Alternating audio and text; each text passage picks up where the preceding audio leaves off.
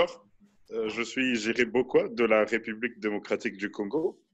Alors, j'ai porte différentes casquettes. Donc, je suis entrepreneur social d'abord. Et aujourd'hui, je veux plus parler de l'initiative de l'eau durable, en fait, en République démocratique du Congo, comme le thème est, nous sommes en train de parler de changement climatique. C'est en fait un sommet de changement climatique. Alors, nous savons tous que lorsqu'on parle de changement climatique, nous avons aussi la partie de, du, plutôt de l'H2O, qu'on parle de, en fait, le changement climatique affecte aussi cette partie de l'eau.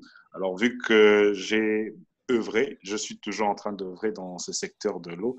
Alors, je crois que j'ai aussi quelque chose à dire là-dessus. Et je veux plus me focaliser sur le contexte congolais, car les différentes situations, les différentes conditions de vie que nous sommes en train d'avoir ici en République démocratique du Congo est plutôt différente avec certains pays, notamment le Sénégal. Donc, nous avons, nous avons fait vraiment une grande différence dans certaines situations démographiques et puis dans certaines conditions aussi de vie sociale.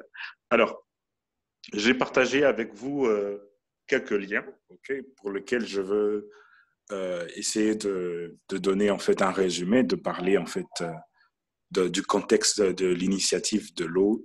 Alors, nous savons bien que notre pays est vraiment très riche, surtout en eau potable, mais malheureusement, le pays n'arrive pas à n'arrive pas à approvisionner suffisamment de l'eau potable à toute la population. Nous sommes près de 80 millions. Alors, c'est pas si facile d'approvisionner de l'eau dans chaque ménage. Alors, l'initiative que j'ai eue en 2014 et qui a été implémentée en 2015, c'était en fait la création de l'organisation Eau pour tous.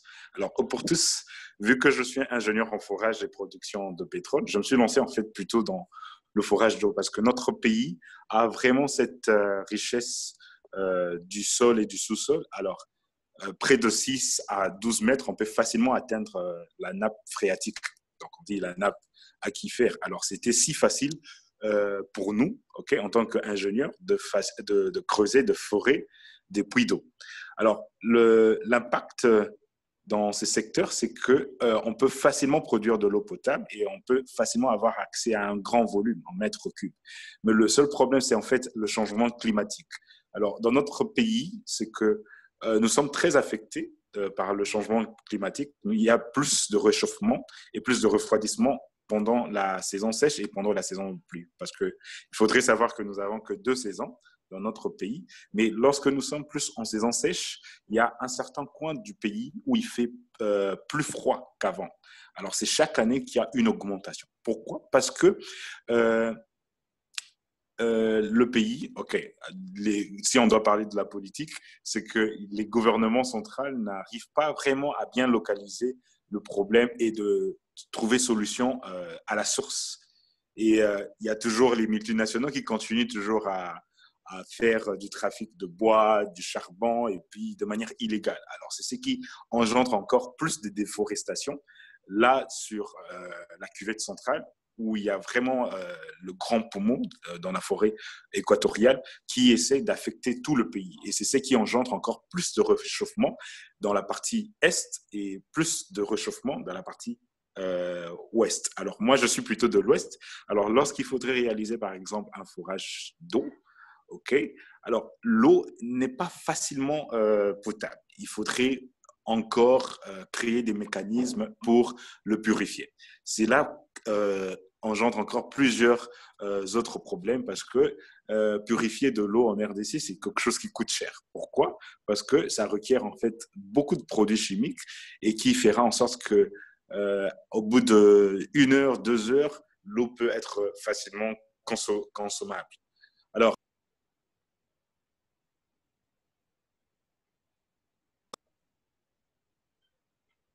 allô?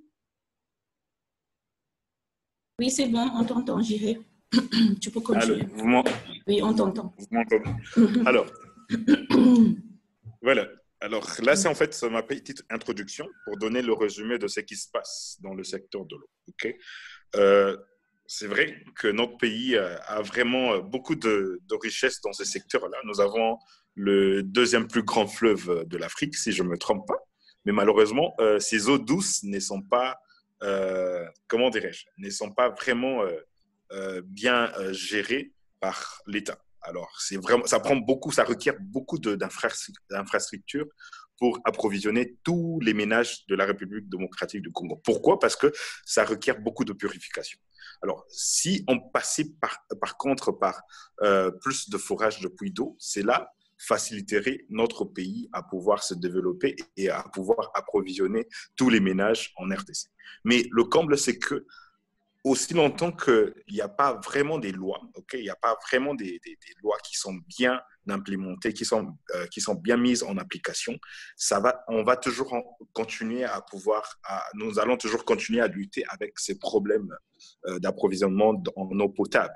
Parce que le changement climatique, notre pays est vraiment, comment dirais-je, est vraiment le centre, le poumon de l'Afrique qui génère plus, qui essaie en fait d'atténuer tous ces gaz à effet de serre dans le monde, si je peux le dire ainsi, grâce à la forêt équatoriale.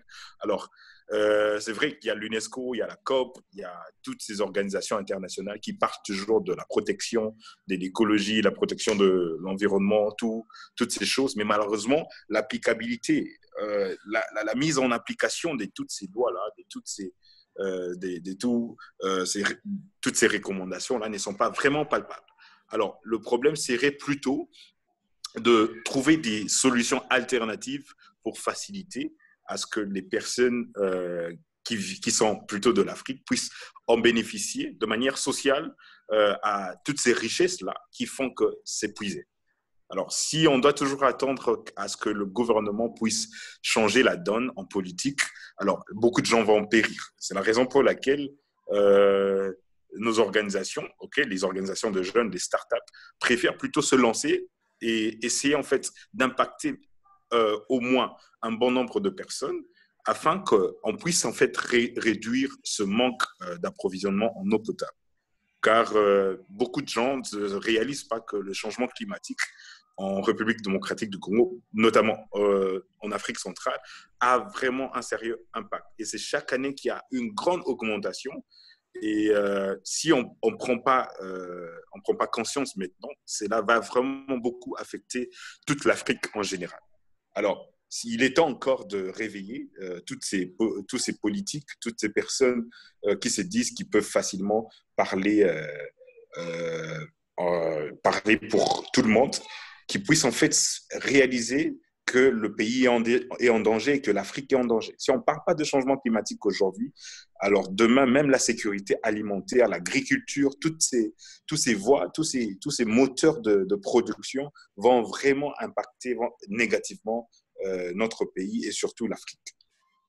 Alors, mon contexte par rapport à ce thème ici, de l'initiative de l'eau potable, en fait, l'eau durable en RDC, c'est que nous sommes en train de traverser une période vraiment difficile, très difficile, pas seulement parce que nous sommes en train de vivre ces problèmes, cette pandémie globale de la COVID-19, mais ce que la main-d'œuvre n'est plus si facile à obtenir en RDC.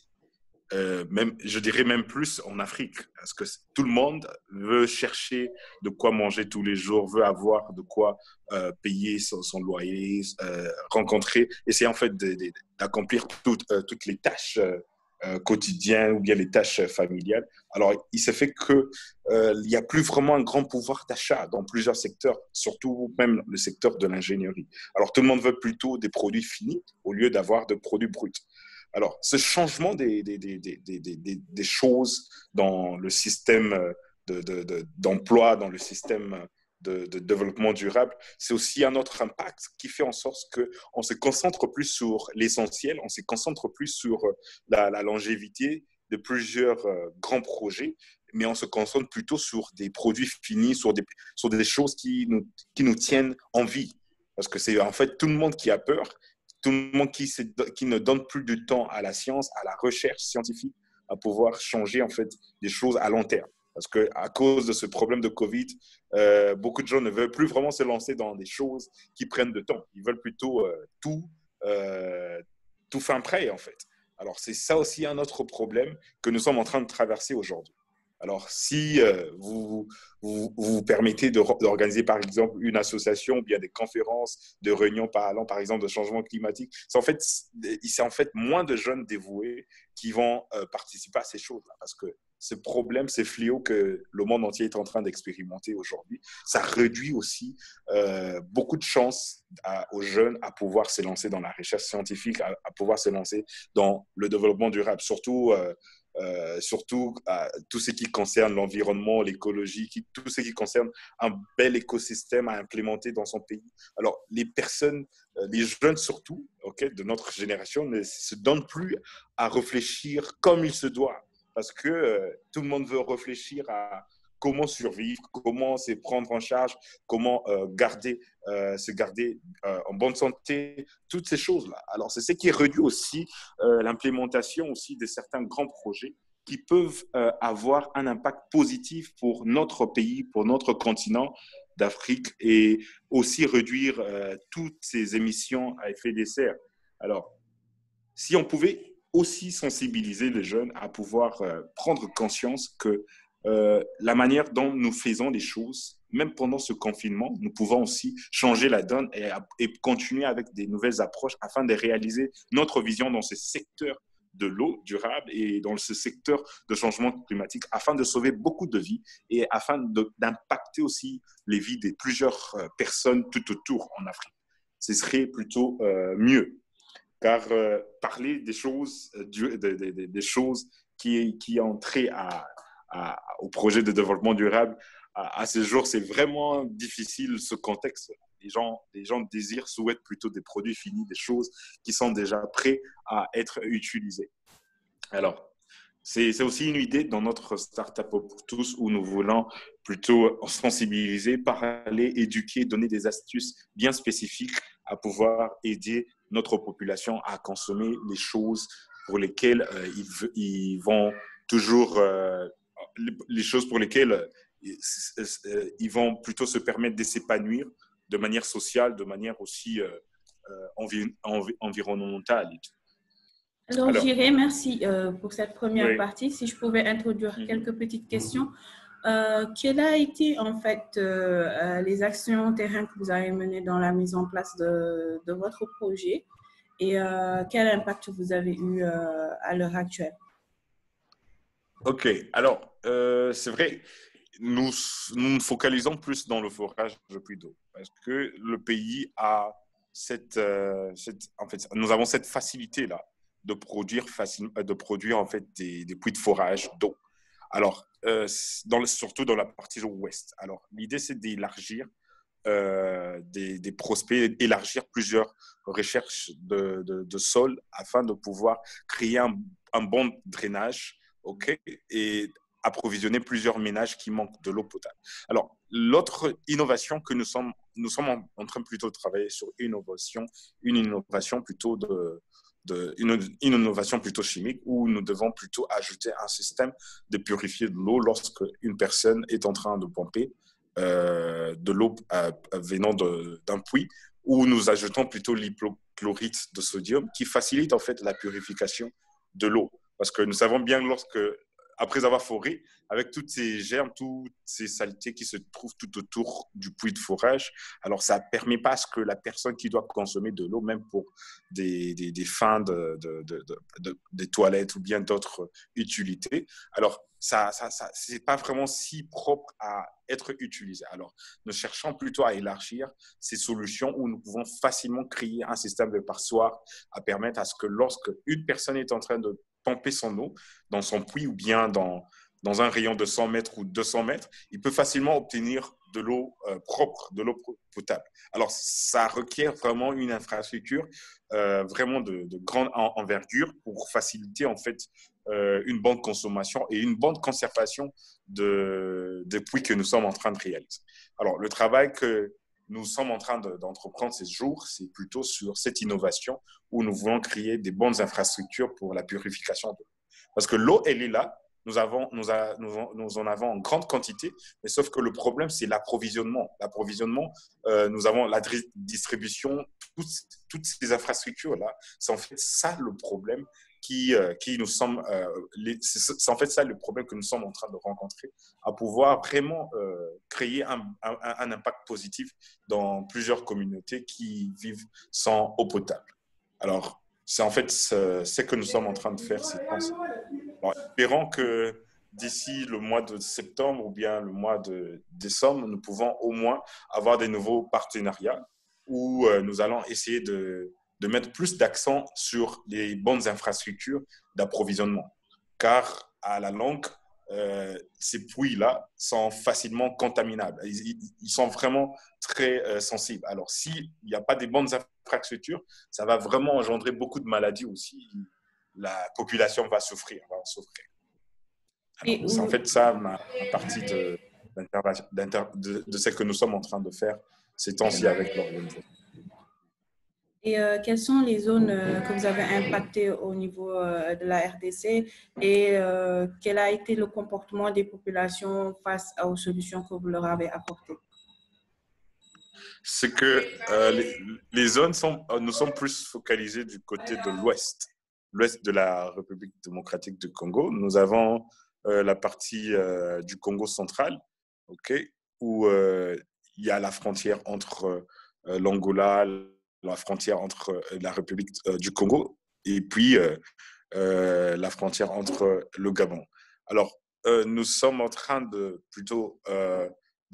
d'impacter plutôt de ce côté. Les résultats positifs de la population, c'est qu'ils apprécient le travail, mais sauf qu'ils ne se donnent pas à apprendre comment maintenir ces endroits en fait, ces puits de forage. Alors, l'idée, c'est qu'il faudrait plus parler le même langage parce que vous savez que dans notre pays, nous avons plusieurs langues. Alors, ce n'est pas partout que lorsque vous vous présentez, vous pouvez facilement communiquer avec ces personnes, avec les ressortissants de ces personnes. C'est vrai qu'il peut y avoir des interprètes, mais sauf que la communication n'est pas si exhaustive, elle n'est pas vraiment si facile. Alors, nous essayons en fait de parler le même langage. Ce n'est pas seulement d'installer un puits ou bien créer une innovation, mais c'est plutôt aussi apporter une solution où nous apprenons, nous coachons ces personnes qui sont bénéficiaires directs de ces innovations à pouvoir bien maintenir l'endroit, à pouvoir bien contrôler et faire du monitoring de ces points d'eau potable que nous installons dans leur milieu. Donc, c'est en fait ça. Allô? Excuse-moi, j'avais coupé mon micro. D'accord, merci. Et on va essayer de prendre quelques questions avant la fin de cette activité. Si vous avez des questions, vous pouvez juste lever la main quand vous ouvrez votre micro pour que vous puissiez poser votre question directement à Jiré.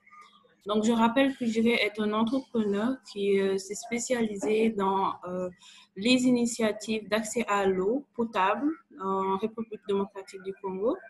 Vous pouvez également poser vos questions sur la barre de conversation. Donc, c'est à Sadouba. Sadou, tu peux ouvrir ton micro pour poser ta question. Bonjour André-Marie. Bonjour, Bonjour. C'est pourquoi. Donc voilà, je le remercie de son exposé. Maintenant, ma question, je l'ai un peu plus tout à l'heure. Je voudrais savoir quels sont les rapports qu'il entretient avec le pouvoir public. Est-ce qu'il y a une facilitation par rapport dans d'autres interventions dans des milieux comme urbains?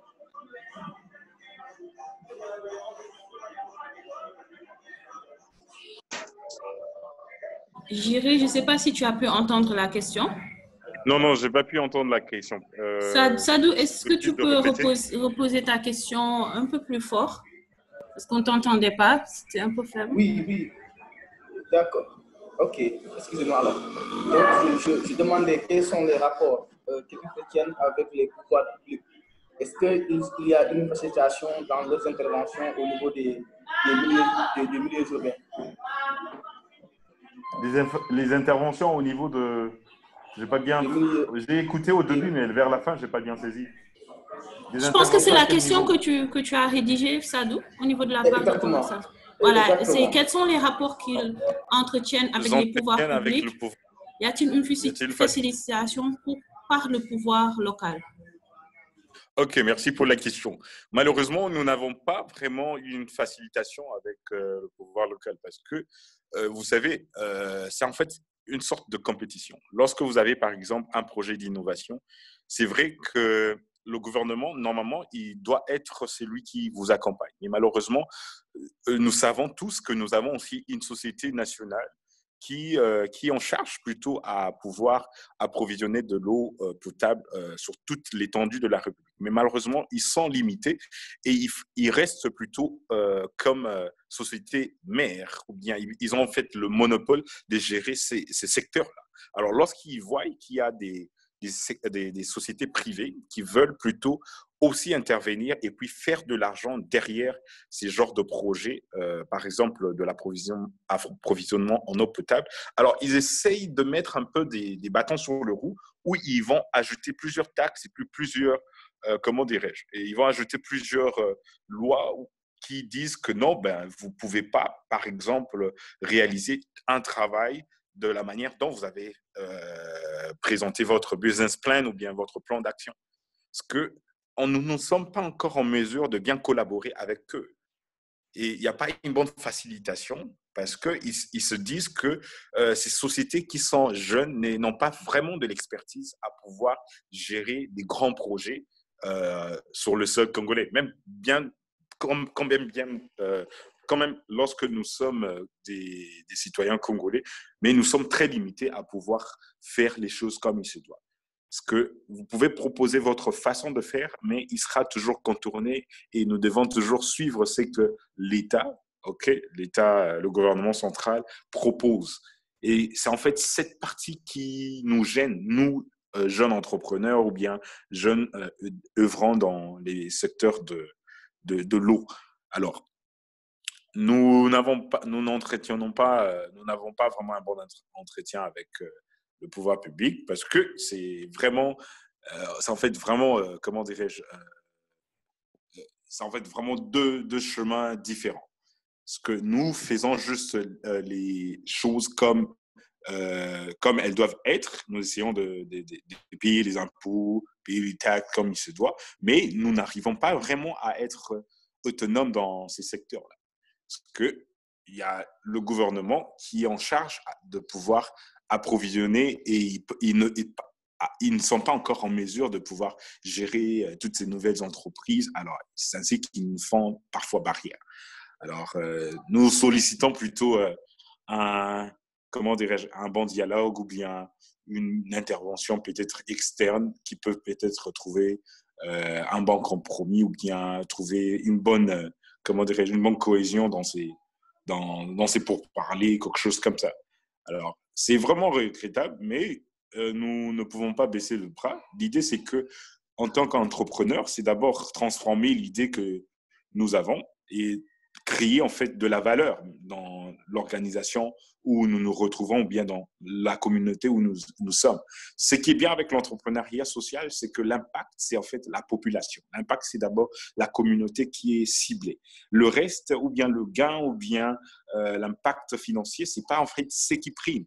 Mais si c'était plutôt dans un contexte où votre gouvernement vous accompagne et vous facilite, par exemple, certains implémentations ou bien certaines stratégies pour essayer de pallier à certains problèmes, ça serait plutôt un coup de pouce et un avantage pour nous, jeunes start-up en République démocratique du Congo.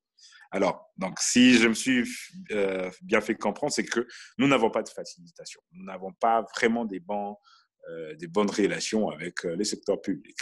Parce que c'est en fait une sorte de compétition lorsqu'il y a une société privée, ben, le gouvernement se dit toujours que ben, on leur traite des personnes qui ne sont pas capables de pouvoir gérer bien les problèmes de tous les citoyens. Et alors, ils se disent que non, ben, ce secteur est plutôt sensible. C'est mieux de gérer cela de manière publique. Donc, ils ne veulent pas plus de privé dans ces secteurs-là. C'est en fait ça.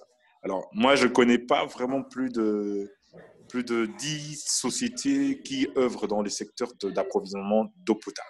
Ça n'existe presque pas. Alors, vous imaginez déjà qu'il n'y a pas vraiment une porte très ouverte pour les jeunes startups dans le secteur de l'eau. Parce qu'ils se disent que c'est vraiment un secteur que l'État lui-même doit gérer.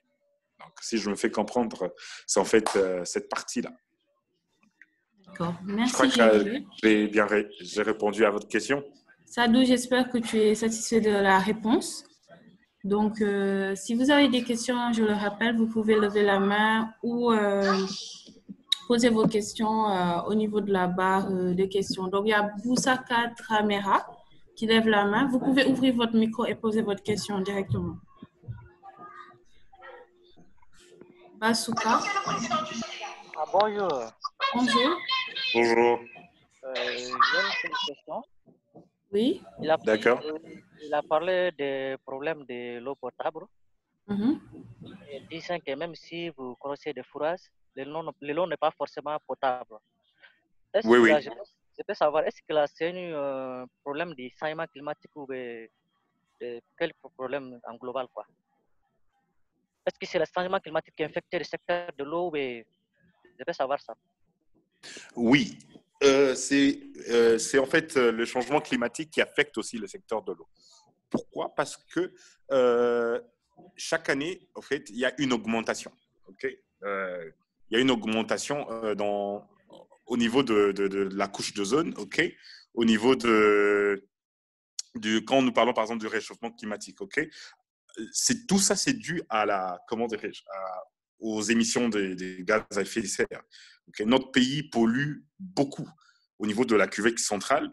Au niveau central, dans la partie nord-est de notre pays, nous avons l'équateur ou Bangui. Alors, après les recherches géologiques, alors, nous sommes en train de vivre nous sommes en train de vivre une ère où nous n'avons plus facilement accès à la bonne source de l'eau comme il se faisait il y a 10 ans, il y a 20 ans. Pourquoi? Parce que ce réchauffement impacte le sol. Ça impacte la porosité du sol, ça impacte la perméabilité du sol. Et plus le sol devient pollué, ça impacte aussi ces puits d'eau que nous sommes en train de forer. Et c'est ce qui fait en sorte que lorsque nous faisons des calculs, quand nous faisons par exemple des tests chimiques au niveau du sol, après avoir foré, nous remarquons toujours qu'il y a une couche qui n'est pas en fait, il y a une couche d'eau qui n'est pas propre. Elle est remplie de boue.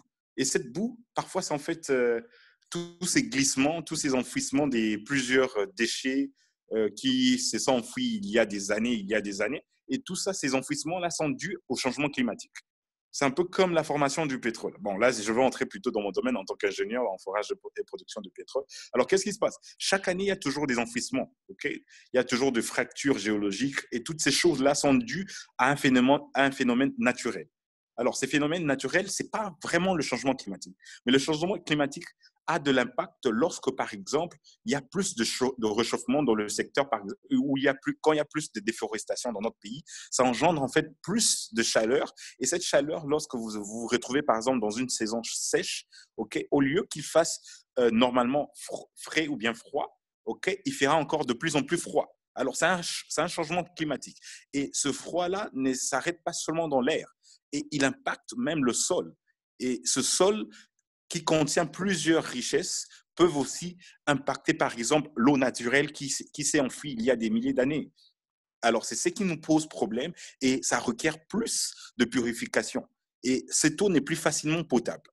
Parce que dans le fond, il y a une boue. Parce que après avoir fait un forage, il y a toujours une forme d'éponge que nous devons presser pour que nous puissions obtenir notre eau. Parce que dans le monde, il n'y a pas de puits qui peut vous donner de l'eau qui peut jaillir à 24 heures sur 24. Il faut toujours donner du temps à pouvoir obtenir une quantité voulue. Alors, c'est en fait ce problème-là. Dans le fond, nous avons une boue qui s'est créée et cette boue, elle est naturelle. Mais ce phénomène naturel, on peut le garder de manière scientifique, on peut le comprendre que c'est naturel, mais il y a aussi un impact de changement climatique qui fait en sorte que cette boue devient de plus en plus sale. Et tout ça, ça traite avec ces changements climatiques qui est dû à la déforestation, qui est dû aux émissions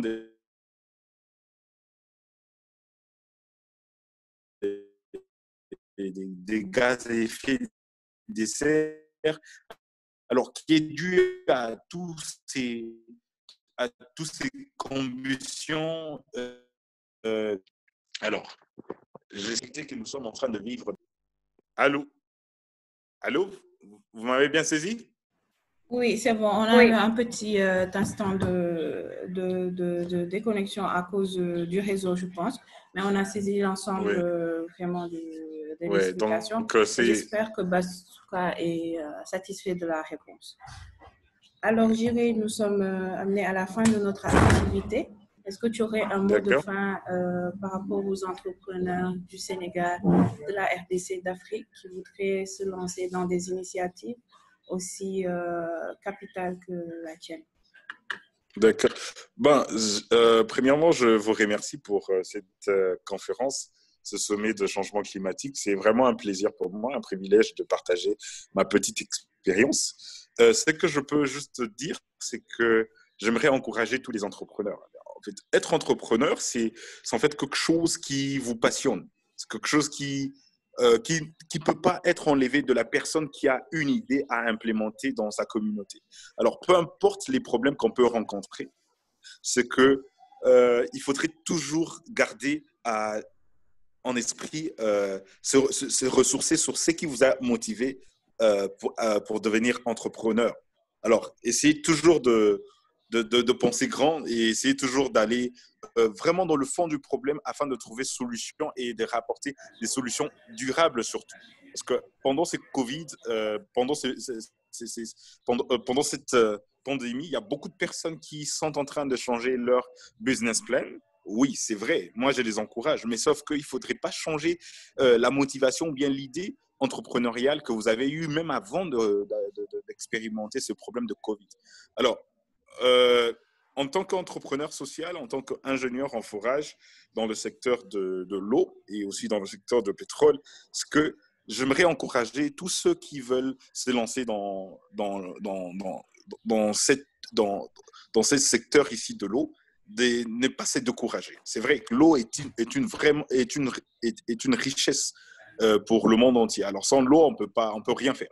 Alors si vous avez des projets pour essayer d'améliorer la qualité de l'eau, par exemple, dans votre région, alors pensez toujours à quels sont les moyens de bord qui peuvent faire en sorte que vous puissiez réaliser ces projets-là dans votre pays ou bien dans votre région, dans votre ville, et essayez de vous ajuster, de vous conformer toujours avec les lois établies, parce que le contexte est vraiment différent. Dans notre pays, nous sommes vraiment limités à pouvoir réaliser certaines choses, mais peut-être chez vous au Sénégal ou bien ailleurs dans d'autres pays, c'est plutôt un cas différent. Alors, si vous avez un projet pour aider les vulnérables, les personnes qui sont en manque d'eau potable, alors faites-les et puis encouragez vous-même.